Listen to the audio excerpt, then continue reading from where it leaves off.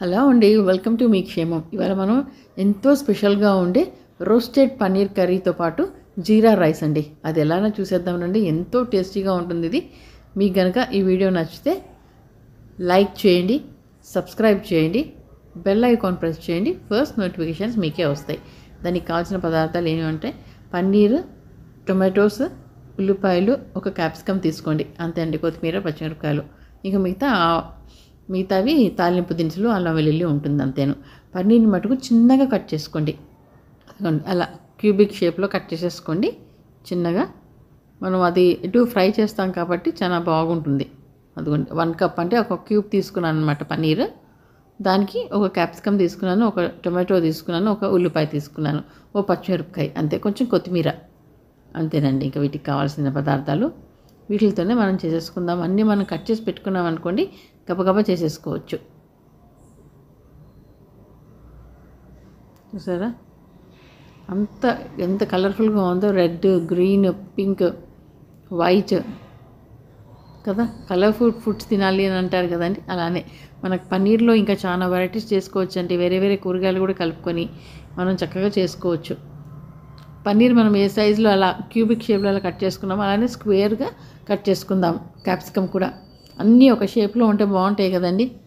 అలానే ఈ కూర అండి ఎంతో టేస్టీగా ఉంటుంది. ఇది చూసేసి మీరు ఖచ్చితంగా ట్రై చేయండి. ఇది చక్కగా వండి చేసుకొని ఇంట్లో వాళ్ళందరికీ పెట్టి అది ఎలా వచ్చిందో మీకు నాకు మంచి కామెంట్ పెట్టేయండి.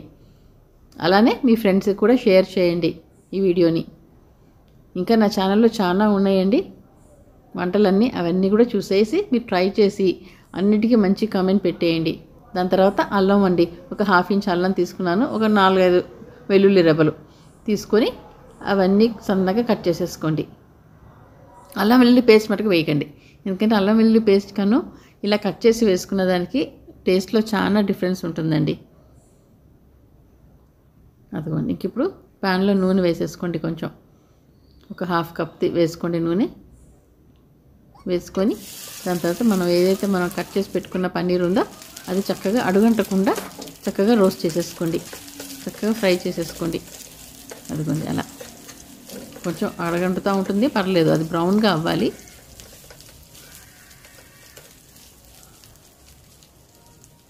కొద్దిసేపట్లో 2 నిమిషాల్లో చక్కగా ఫ్రై అయిపోతుందండి. అది కూడా క్రిస్పీగా ఇవ్వాలన్నమాట. ఆ కూరలో కూడా పన్నీర్ క్రిస్పీగా ఉంటుంది, క్యాప్సికమ్ క్రిస్పీగా ఉంటుంది. చక్కగా క్రిస్పీగా ఉండే కూర చక్కగా జీరా రైస్తో తింటే ఎక్సలెంట్ కాంబినేషన్ అండి. ఖచ్చితంగా ట్రై చేయండి. అదిగోండి చక్కగా ఫ్రై అయిపోయినాయి కదా, బ్రౌన్గా, అలా బ్రౌన్ కలర్ రావాలండి కొంచెం. అప్పుడే అవి చక్కగా క్రిస్పీగా ఉంటాయి అన్నమాట, మరీ సాఫ్ట్గా లేకుండా. అప్పుడు తినేటప్పుడు కూడా చాలా క్రంచీగా భలే ఉంటుందండి. నెయ్యిలో మనము నెయ్యి కాసుకునేక కింద గోదావరి ఉంటుంది చూడండి, ఆ టేస్ట్ వస్తుందన్నమాట పన్నీర్. గోదావరి ఇష్టపడ్డ వాళ్ళు ఇది మటుకు చాలా చక్కగా ఇష్టపడి తింటారండి. అంత టేస్టీగా ఉంది ఈ కూర. ఒట్టి కూడా తినేసినా కానీ ఇవి చక్కగా గోదావరి కరకరలాడుతూ ఉంటుంది కదా నెయ్యి కాసినప్పుడు, కింద అడుగున అలా ఉంది ఇది. ఇప్పుడు ఆ నూనెలోనే చక్కగా ఒక 1 ఇంచు చెక్క, 2 లవంగాలు వేసేసుకోండి. దాని తర్వాత కొంచెం జీలకర్ర వేసుకోండి, ఒక 1/2 టీ స్పూన్ జీలకర్ర వేసుకోండి. దాని తర్వాత ఒక 1/2 కప్పు ఒక ఉల్లిపాయ తీసుకున్నాం కదండి, సన్నగా తరుక్కొని అల్లం వెల్లుల్లి వేయండి. అల్లం వెల్లుల్లి ముందుగా వేసేయండి, ఉల్లిపాయల కంటే ముందు అల్లం వెల్లుల్లి వేయండి. అవి వేసిన తర్వాత అండి అవి కొంచెం బ్రౌన్గా వేగాలి. అల్లం వెల్లుల్లి కొంచెం పచ్చిగా ఉండకుండా అది కొంచెం బ్రౌన్ కలర్ వచ్చిన దాకా వేయించండి. వేయించిన తర్వాత ఉల్లిపాయలు వేయండి. ఇంకా అదిగోండి ఉల్లిపాయలు వేసేసేయండి. సన్నగా తరుక్కున్న ఉల్లిపాయలు ఉన్నాయి కదా, 1/2 కప్ అయినాయండి అవి. ఒక ఉల్లిపాయ అంత అవ్వాలి, అంత సైజులో తీసుకోండి ఉల్లిపాయ. అవి కూడా చక్కగా బ్రౌన్గా అయిపోయి వేగిపోవాలి. చక్కగా ఆ నీరంతా దిగిపోయిన దాకా పసుపు వేసేయండి. పసుపు నేను నూనెలోనే వేయాలని చెప్పాను కదండి. ఎప్పుడు పసుపు ఏంటంటే ఫ్యాట్ కంటెంట్ ఉండాలంట, మనకు బాడీ అబ్జర్వ్ చేసుకోవాలి అంటే ఆ పసుపుని అలా వేసేసుకోండి. తర్వాత టొమాటోస్, పచ్చిమిరపకాయలు ఏదైతే ఉన్నాయో అవి కూడా వేసేసుకొని చక్కగా నీరంతా పోయిన దాకా, ఆయిల్ సపరేట్ అయిన దాకా ఉడికిచ్చేసేయండి. అదిగోండి ఆయిల్ సపరేట్ అయిపోయింది కదా, అలా చక్కగా ఉప్పు వేయండి. ఉప్పు వేస్తే ఆ నీరంతా త్వరగా బయటకు వచ్చేసి త్వరగా ఫ్రై అయిపోతాయి అన్నమాట. కారం కూడా వేసేసుకోండి.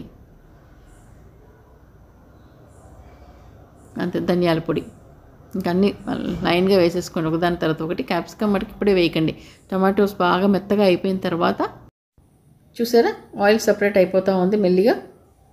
అదిగోండి, అంటే టొమాటోస్ బాగా వేగిపోయినట్టు. ఇప్పుడు క్యాప్సికమ్ వేయండి. క్యాప్సికమ్ వేసిన తర్వాత ఎక్కువసేపు ఉడికించకండి, ఎందుకంటే ఎక్కువసేపు ఉడికించుకుంటే క్యాప్సికమ్ మెత్తపడిపోతే అంత టేస్టీగా అనిపించదు మనకి. కొంచెం అలా మగ్గితే చాలన్నమాట. ఒక 50% మగ్గితే చాలు క్యాప్సికమ్. అది పంటి కింద క్రంచీగా తగులుతూ ఉండాలి. తగులితే అప్పుడు చక్కగా టేస్టీగా ఉంటుంది. అది మెత్తగా అయిపోతే తినబుద్ధి అవుతుందండి క్యాప్సికమ్. చూసారా రెడ్ అండ్ గ్రీన్ అసలు ఎంత కలర్ఫుల్గా ఉందో ఈ కర్రీ. తినడానికి ఇంకా బాగుంటుంది. ఇప్పుడు కొంచెం ఒక 1 minute వరకే మూత పెట్టేసి ఉడికించండి అంతే, అంతకంటే ఎక్కువ వద్దు. అప్పుడు అది చక్కగా నూనె మళ్ళీ ఆయిల్ సపరేట్ అయిన దాకా ఉంచాలి. అదిగో చూసారా ఆయిల్ సపరేట్ అయిపోయింది. చూసారా ఎంత చక్కగా డ్రై అయిపోయింది. క్యాప్సికమ్ మట్టుకు అలానే ఉంది చూడండి, కలర్ కూడా చేంజ్ అవ్వలేదు.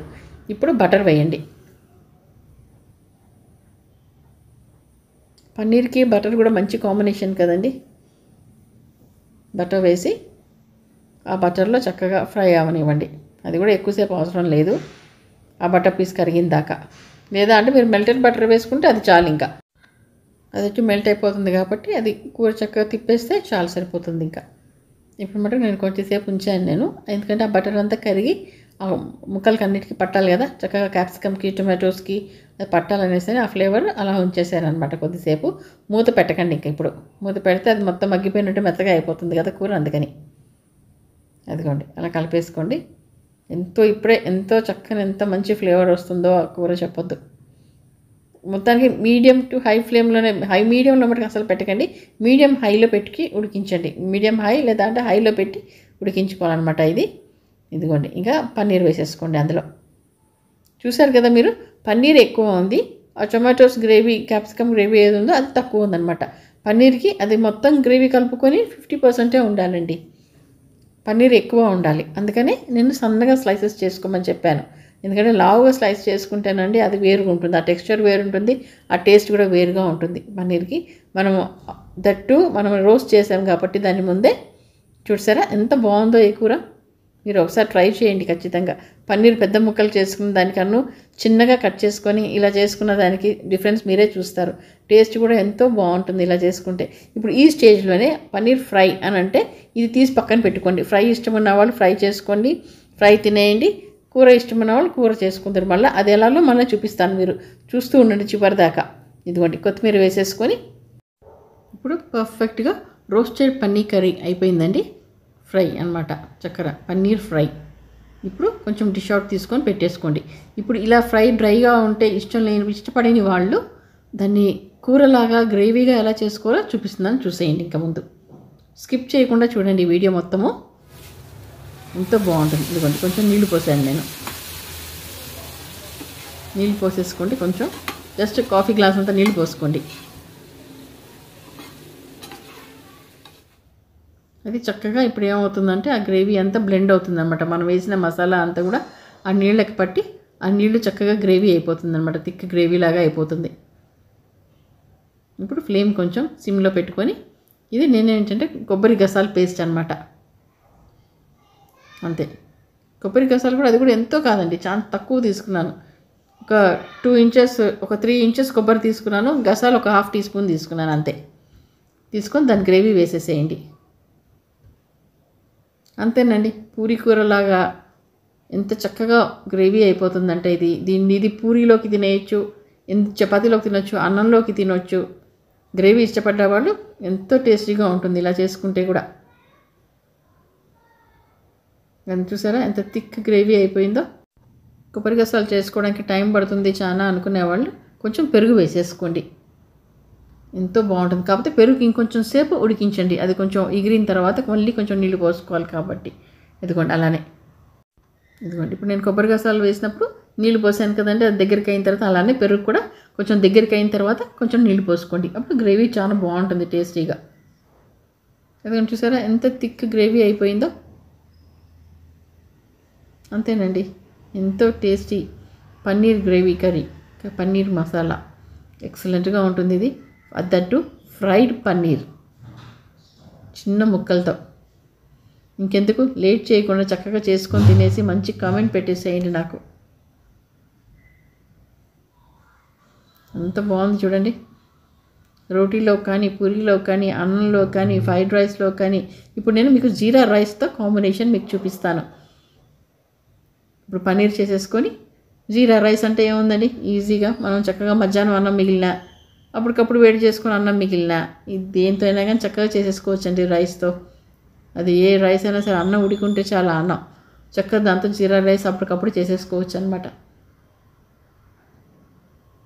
దానికి కావాల్సిన పదార్థాలు ఏమీ లేదు. ఒక బాండీలో వెడల్పాటి బాండీ తీసుకోండి, ఎందుకంటే అది తిప్పుతూ ఉండాలి కాబట్టి.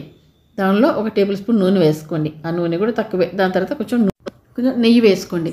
అది కూడా మన ఇష్టం, ఎంతన్నా వేసుకోవచ్చు. నేను ఒక 2 టీ స్పూన్స్ వేసాను. తర్వాత జీడిపప్పులు అట్లా హోల్ జీడిపప్పు వేస్తేనంటే ఇంట్లో తినరు, అందుకని దాన్ని చిన్న పీసెస్గా చేస్తున్నాను. ఎందుకంటే అది జీరా రైస్ చేస్తున్నాను కాబట్టి. దీనికి బెస్ట్ కాంబినేషన్ జీరా రైస్ అంటే. జీరా రైస్ పన్నీర్ కూర ఎక్సలెంట్ కాంబినేషన్. అది కూడా చాలా ఈజీ కదా. మనం పొద్దున అన్నం ఉందనుకోండి, రాత్రికి మనం ఇది చేసేసుకోవచ్చు. లేదా అంటే అన్నం వండి పెట్టేసుకున్న చల్లన్నంతో కూడా చేసేసుకోవచ్చు. వేడివేడి అన్నం ఉండాలని ఏమి లేదు దీనికి. జీలకర్ర వేసుకోండి, ఎక్కువ వేసుకోండి జీలకర్ర మటుకు.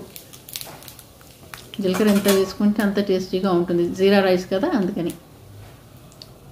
అందులో కొంచెం జీడిపప్పు లేదు అనేసి అంటే కూడా జీడిపప్పు స్కిప్ చేసేయండి. ఒకటి జీలకర్ర వేసినా కానీ చాలు. కొంచెం నెయ్యి, కొంచెం నూనె వేసేస్తే చాలు. పచ్చిమిరపకాయలు వేసేయండి. ఇంకంతే అయిపోయింది. ఇంక అందులో కొంచెం రైస్ వేసేసి కొంచెం ఉప్పు వేసేసుకొని మనం తిప్పేసుకుంటే చాలండి. జీరా రైస్ రెడీ అయిపోతుంది. మనకి కూర పెట్టినంతసేపు ఇది రైస్ పట్టదనమాట. కాకపోతే రైస్ ఏంటంటే పొడి పొడిగా ఉండాలి. అప్పటికప్పుడు అన్నం వండుకోవాలి అనుకోండి, అన్నం వండిన తర్వాత అది ఆరబెట్టేయండి. ఒక ప్లేట్లో పెట్టేసి బాగా ఫ్యాన్ కింద పెట్టేస్తే ఆరిపోతుంది కదా. ఒక 15 మినిట్స్ పెడితే ఆరిపోతుంది కదా. ఆ ఆరిపోయిన అన్నాన్ని ఇప్పుడు ఆ తాలింపులో వేసేయండి. తాలింపులో వేసేసి చక్కగా కలిపేసేయండి. చూసారా, అట్లా పొడి పొడిగా అయిపోయి ఉండాలి అన్నం. మరీ మెత్తగా ఉడికించుకోండి. చక్కగా కొంచెం పలుకు కూడా కాదు సార్, పొడి పొడిగా కావాలి అన్నం. కాకపోతే అన్నం ఉడికేటప్పుడే కొంచెం నూనె వేయండి, అది పొడి పొడిగా వస్తుంది కదా. అప్పుడు ఆ అన్నాన్ని ఆరబెట్టేసుకొని ఇందులో వేసేసుకోండి. అదే మనం పొద్దున అన్నం సాయంత్రాలకు చేసుకున్నాం అనుకోండి, అది ఇంకా చక్కగా పొడి పొడిగా ఉంటుంది కదా. ఎలాగో ఇంకా బాగా వస్తుంది అన్నమాట. అందులో సరిపడా ఉప్పు వేసేసుకొని కలిపేసుకోండి. ఇంకా అంతేనండి, జీరా రైస్ కరెక్ట్గా సరిపోతుంది. ఇంకా రెడీ అయిపోయినట్టే. చక్కగా ఇంకా ప్లేట్లో సర్వ్ చేసేసుకొని తినేసేయండి. పన్నీర్ కదా, అరగదేమో అనుకోవడానికి ఏం లేదండి. అది జీరా రైస్తో కాబట్టి, జీలకర్ర ఉంటుంది కాబట్టి అందులో చక్కగా అరిగిపోతుంది త్వరగా. ఇంకెందుకు లేట్ చేయకుండా చక్కగా చేసుకొని తినేసి సబ్స్క్రైబ్ చేయండి, లైక్ చేయండి, మీ ఫ్రెండ్స్కి షేర్ చేయండి. చక్కగా చేసుకొని తినేసి మంచి కామెంట్ పెట్టేసేయండి. చూసారా ఎంత బాగుందో. ఫ్రైడ్ పన్నీర్ కర్రీ అండి ఇది. అలానే ఇందాక నేను తీసి పెట్టాను కదండి, అది కూడా ఒట్టిది తినేయచ్చు మీరు. చక్కగా చేసుకొని తినేయండి.